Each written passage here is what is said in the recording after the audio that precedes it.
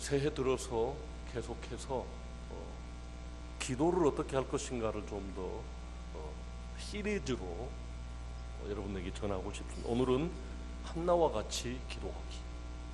한나와 같이 어떻게 하면 기도할 것인가. 한나가 마음이 괴로워서 여호와께 기도하고 통곡하며 서원하여 이르되, 만군의 여호와여, 만일 주의 여종의 고통을 돌보시고 나를 기억하사 주의 여종을 잊지 아니하시고 주의 여종에게 아들을 주시면 내가 그의 평생에 그를 여호와께 드리고 삭도를 그 머리에 대지 아니하겠나이다. 이 기도 속에는 어떤 의미가 들어있는 것일까요?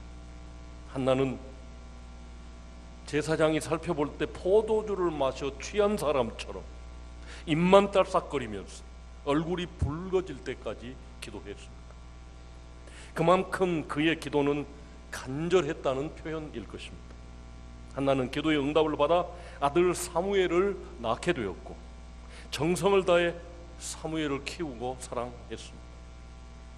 그리고 아들을 주시면 하나님께 바치겠다고 서원한 대로 사무엘이 젖을 떼자마자 그를 데리고 여호와의 제물을 찾았습니다. 한나는 사무엘이 하나님과 이웃의 기쁨이 되기를 바라는 소망과 하나님께서 그를 분명하게 지켜주실 것이라는 믿음을 가지고 평생 나실인으로 바쳐진 삶을 살 수 있도록 여호와의 집에 거하게 했습니다. 젖먹이 아기를 성전에 떼어두고 나오는 어머니의 마음이 어떠했겠습니까? 이러한 한나의 헌신에는 어떤 의미가 있으며 무엇을 배경으로 이런 결단을 할 수 있었겠습니까? 한나의 이런 헌신으로 태어난 사무엘은 제멋대로 살던 칠흑같이 어두운 사사시대를 하나님께서 꿈꾸시며 함께 세워가는 제사장 나라로 바꿔놓고 말았습니다. 그러므로 고난은 어떤 순간도 기도만 할 수 있다면 미래를 향한 소망의 순간으로 바꿔놓을 수 있다 하는 것입니다. 다시 말씀드립니다. 고난의 어떤 순간도 기도만 할 수 있다면 미래를 향한 소망의 순간이 될 수 있다는 것을 사무엘은 우리에게 알려주고 있습니다. 한나는 성경을 깊이 신뢰하고 있는 사람이었습니다. 한나는 자신이 스스로 자식을 잉태할 수 없는 사람이라는 것을 누구보다도 잘 알고 있었습니다. 그러나 그는 약 900여 년 전 살았던 한 여인 아브라함의 아내 사레의 이야기를 창세기를 통해 잘 알고 있었습니다. 사라가 속으로 웃고 이르되, 내가 노쇠하였고 내 주인도 늙었으니 내게 무슨 즐거움이 있으리요? 여호와께서 아브라함에게 이르시되, 사라가 왜 웃으며 이르기를 내가 늙었거늘 어떻게 아들을 낳으리요 하느냐? 여호와께 능치 못할 일이 있겠느냐? 기한이 이를 때에 내가 내게로 돌아오리니 사라에게 아들이 있으리라. 89세 된 할머니한테 하나님 이렇게 말씀하셨습니다. 그 상황에서 한나에게 유일한 소망이 있다면 한나에게 이루어진 이 말씀을 붙잡는 것입니다. 여호와께서 말씀하신 대로 사라를 돌보셨고 여호와께서 말씀하신 대로 사라에게 행하셨으므로 사라가 임신하고 하나님이 말씀하신 시기가 되어 노년에 아브라함에게 아들을 낳으니라. 한나의 남편 엘가나의 가문을 레위인으로서 비교적 말씀에 충실한 가정으로 살고 있었습니다. 그들은 매년 성막이 있는 실로로 올라가서 여호와께 경배하는 예배하는 가정이었습니다. 그런 가정적인 배경 가운데서 고통이 그에게 다가왔을 때 살아있는 하나님의 말씀을 기억하게 되었을 것입니다. 한나가 알고 있는 더 깊은 성경이 있습니다. 보라내가 이스라엘 자손 중에 레위인을 택하여 이스라엘 자손 중에 태를 열어 태어난 모든 맏아들을 대신하게 하였은즉 레위인은 내 것이라. 처음 태어난 자는 다 내 것이면 내가 애굽 땅에서 그 처음 태어난 자를 구별하였음이니 그들은 내 것이 될 것임이니라. 나는 여호와이니라. 또 민수기 4장에는 이렇게 써져 있습니다. 레위 자손 중에 고핫 자손을 그들의 종족과 조상 가문에 따라 집계할지니 곧 30세 이상으로 50세까지 회막의 일을 하기 위하여 그 역사에 참가할 만한 모든 자를 계수하라. 역대상 6장 33절에는 직무를 행하는 자와 그의 아들들은 이러하니 그아스의 자손 중에 헤만은 찬송하는 자라. 그는 요엘의 아들이요 요엘은 사무엘의 아들이요 사무엘은 엘가나의 아들이요. 다시 말씀드리면 한나는 레위 지파의 정확한 위치를 알고 있었습니다. 이스라엘 모든 난자 첫 아들들이 애굽에서 그 밤에, 유월절 그 밤에 죽었을 텐데, 피를 넘어간 절기, 어린 양의 피로 값주고 사신 죽을 그 아들들은 하나님이 내 것이라고 주장하십니다.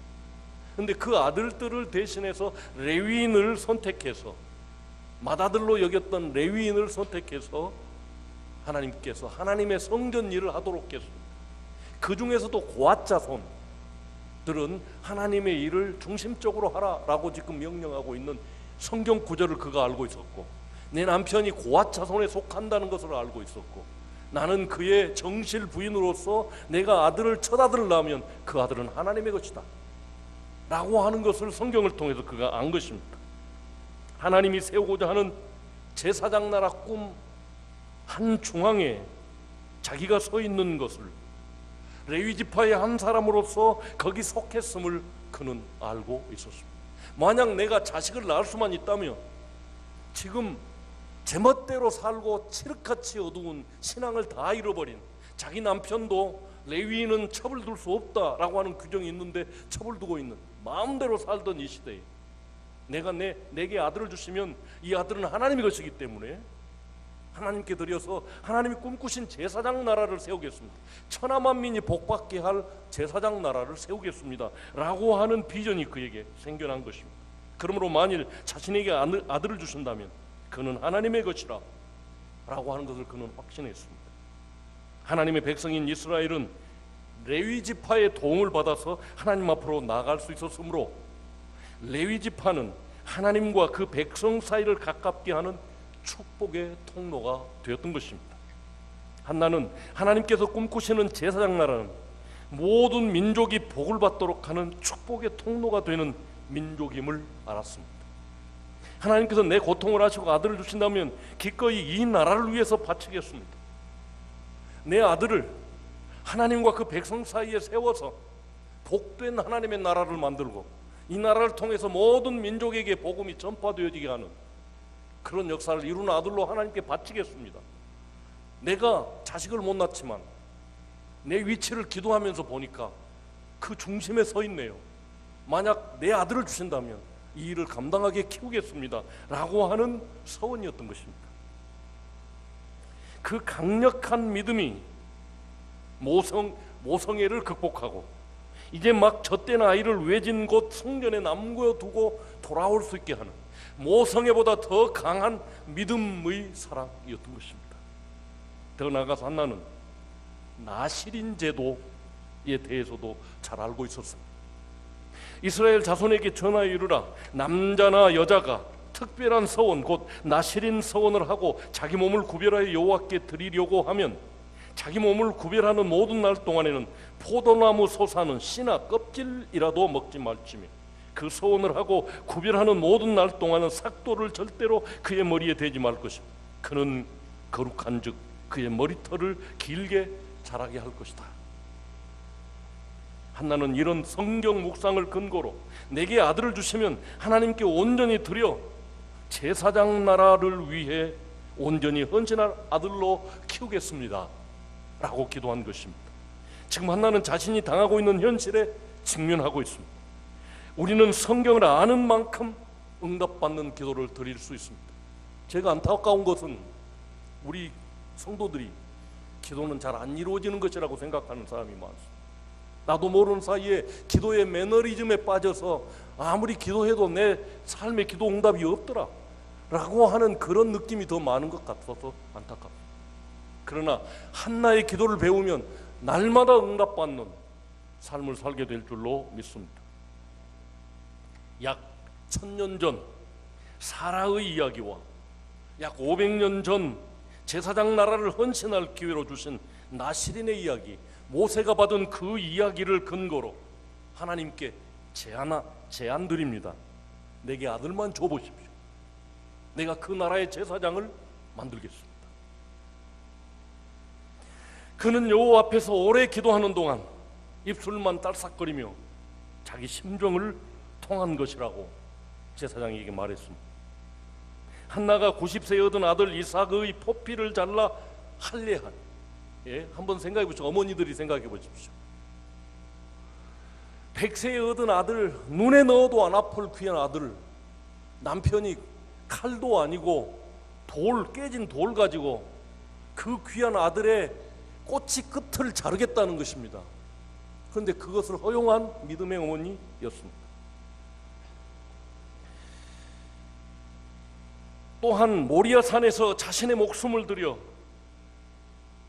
하나님 아버지의 뜻과 자기 아버지 아브라함의 칼 끝에 이미 20세가량 성장한, 밀어버리면 아버지가 넘어질 수밖에 없는 그런 아들 이삭이 하나님 뜻이라면 내가 죽겠습니다 하고 가만히 장작 위에 누워있는 그런 순종의 아들을 길러내겠습니다 라고 서운하고 기도한 것입니다. 결국 하나님께서 꿈꾸시는 제사장 나라를 위해 쓰임받는 나실인으로 키울 테니 제발 제게 아들을 줘보십시오. 지금 이 나라는 제멋대로 살고 있어서 믿음은 다 버리고 말씀도 다 버리고 살고 있습니다. 내게 아들을 주시면 그런 아들로 키워 보겠습니다 하고 하나님 앞에 때를 쓰고 있는 것입니다. 이런 한나의 기도는 하나님의 마음에 합한 기도요, 사사시대 말기 가장 어두웠던 그때 이 나라를 회복시킬 믿음의 사람이 필요한 하나님에게 그때 때를 딱 맞춰서 하나님께 한나가 기도했고 하나님 그에게 아들 사무엘을 주신 것입니다. 그러므로 응답은 당연한 것 아닙니까? 오히려 하나님이 요청해서 한나야 좀 기도해라, 자식을 못 낳고 태를 닫아버린 이유는 그것이 아니겠습니까? 엘리가 대답하여 가로되 평안히 가라. 이스라엘 하나님이 너의 기도하여 구한 것을 허락하기를 원하노라. 한나가 임신하고 때가 이르매 아들을 낳아 사무엘이라 이름하였으니 이는 내가 여호와께 그를 구하였다 함이라. 사무엘, 기도하여 구한 아들이라 합니다. 저도 44세에 늦둥이를 낳아가지고 기상이라 했습니다. 기도의 상을 받은 자라. 고통의 순간에 기억한 하나님의 말씀, 곧 1000년 전 아브라함과 사라의 이야기, 그리고 약 500년 전 모세를 통해 주신 제사장 나라의 이야기를 한나에게 미래를 위한 소망의 기도가 되게 하였습니다. 우리는 이쯤에서 한나의 기도 받는, 응답받는 기도 패턴을 정리해 보고 싶습니다. 그런 기도를 드릴 수 있는 실력을 키울 수 있게 해드리고 싶습니다. 첫 번째, 기록된 하나님의 말씀을 잘 내 마음속에 담아두어야 한다는 것입니다. 그러므로 아는 만큼 응답받는 기도를 드릴 수 있습니다. 그리고 끊임없이 말씀을 실천하는 사람으로 살아야 합니다.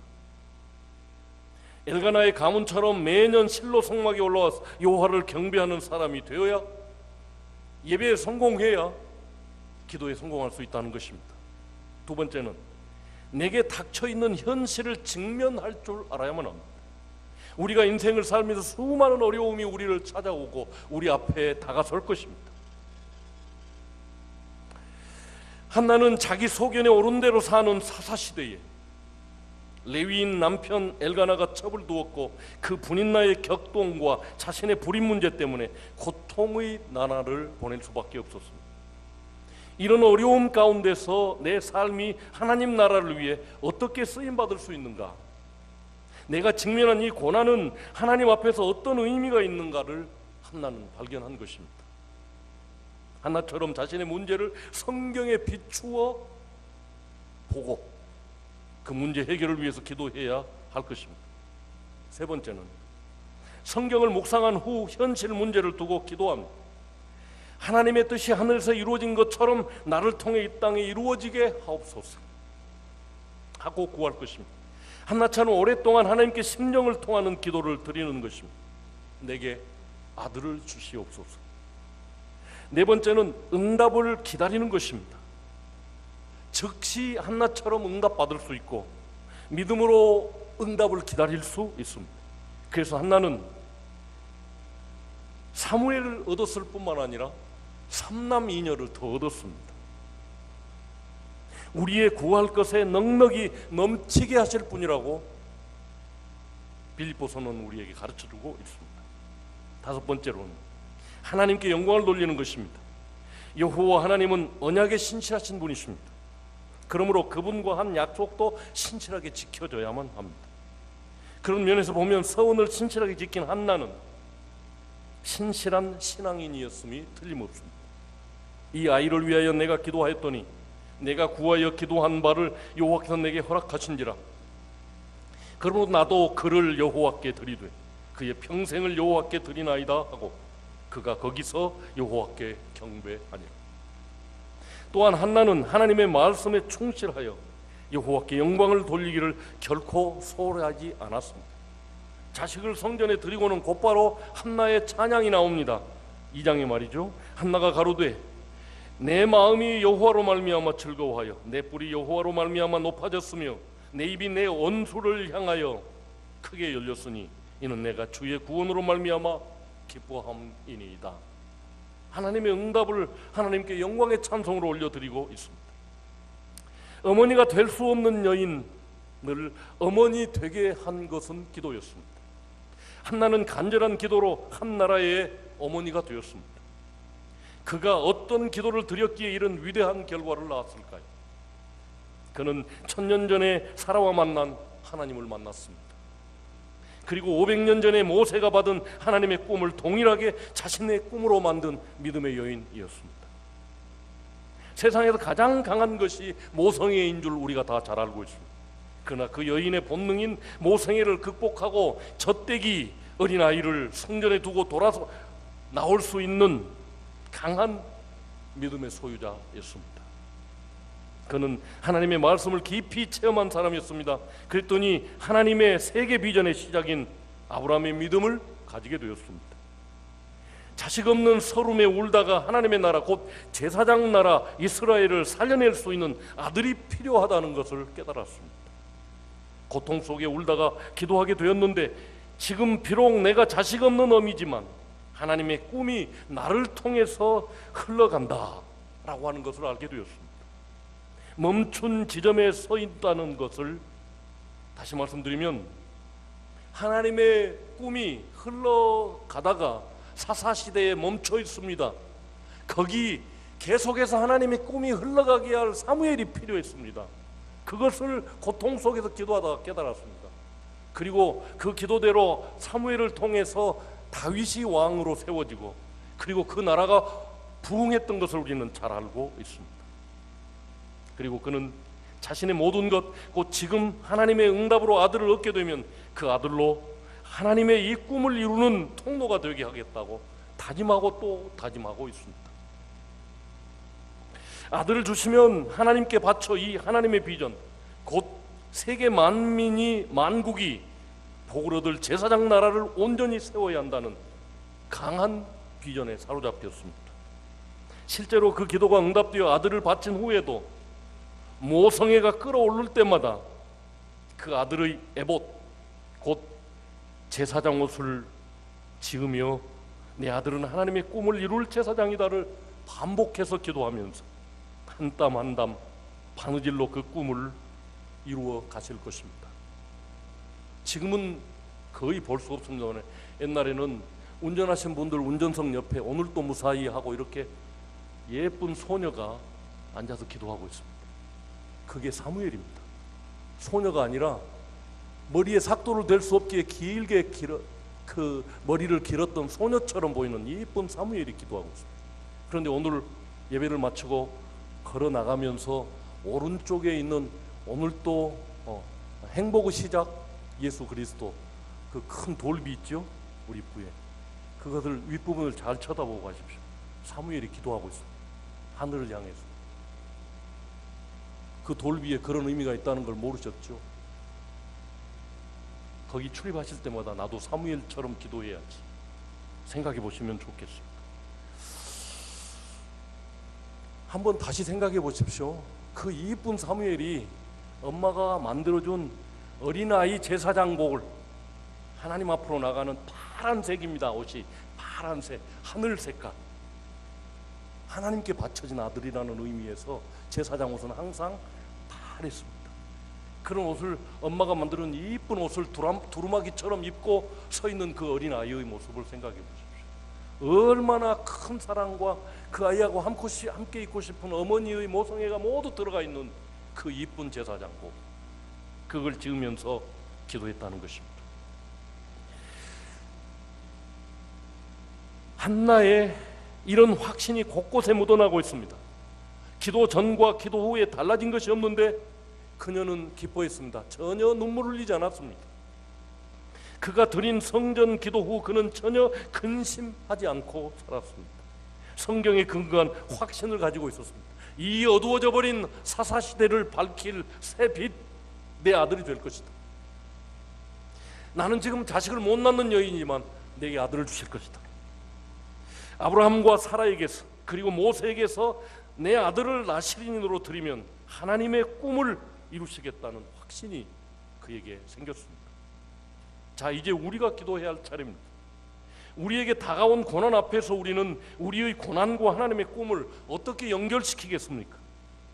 우리가 하나님의 꿈과 무관하게 고난을 당한다면 극복할 방법도 없고 우리 인생에 아무런 의미도 줄 수 없습니다.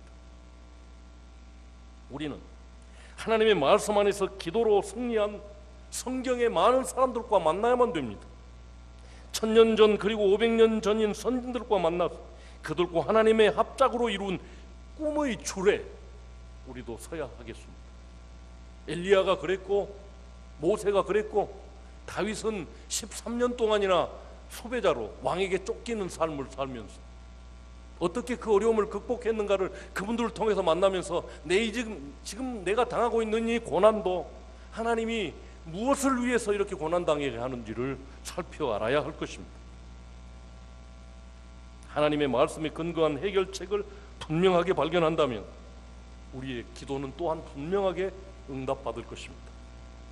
왜냐하면 하나님은 공평하시고 편애하지 않으시며 예나 오늘이나 동일하신 불변의 하나님이시기 때문에 우리에게도 이 시대에도 동일한 기도 응답을 주신다는 것입니다.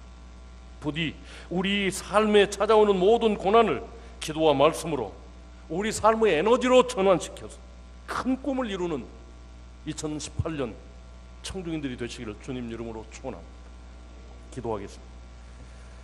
사랑이 한없이 많으신 거룩하신 아버지 하나님, 은혜를 감사합니다.